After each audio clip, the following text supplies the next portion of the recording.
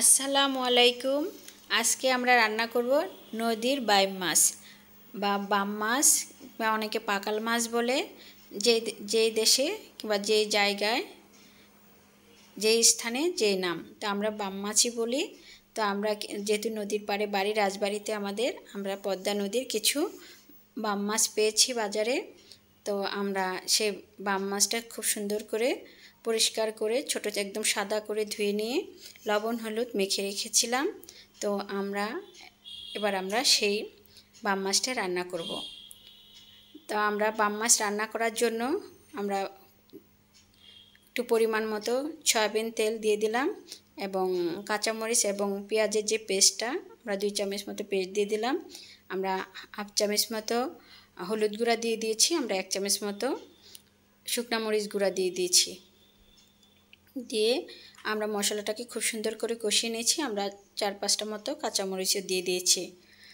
তো আমরা খুব ভালো করে মশলাটাকে কষিয়ে নিচ্ছি। আমাদের মশলাটা কষানো হয়ে গিয়েছে প্রায়। আমরা এবার আমাদের যে কাটা এবং লবণ হলুদ মাখানো যে মাছটা ছিল পরিষ্কার করা, আমরা সেই মাছটা এই কষানো মশলার মধ্যে দিয়ে দিব, যেহেতু আমরা আজকে বাম মাছ ভুনা করব। তো আমরা এখন বাম মাছটা দিয়ে দিচ্ছি, আগে থেকে লবণ হলুদ মাখানো যেটা। এই যে আমরা মাছটা দিয়ে দিয়েছি এবং আমরা মাছটা খুব সুন্দর করে নেড়ে চেড়ে দিব, যাতে মশলার মধ্যে মাছটা খুব সুন্দরভাবে মিশে যায়।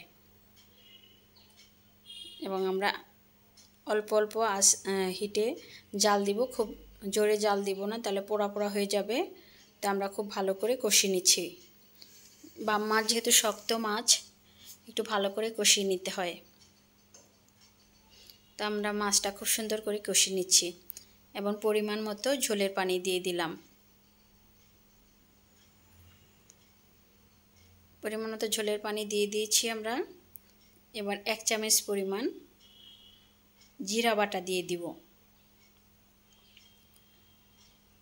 এবং খুব সুন্দর করে নেড়ে দিব।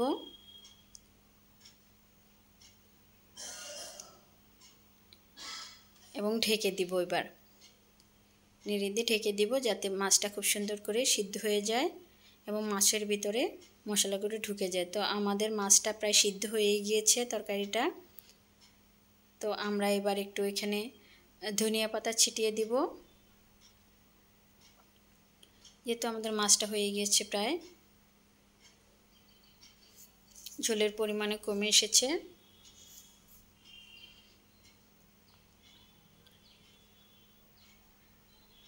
বাম মাছটা আসলেও বাম মাছ ভুনা দিয়ে খেতে খুব মজা হয়। আমাদের ভুনাটা হয়ে গিয়েছে, দেখতেও খুব সুন্দর একটা কালার চলে এসেছে, দেখতেও অনেক ভালো লাগছে, খেতেও অবশ্যই অনেক মজাদার হবে। তো দুপুরের মেনুতে এরকম নদীর বাম মাছ যদি ভুনা হয় আর কিছুই লাগে না।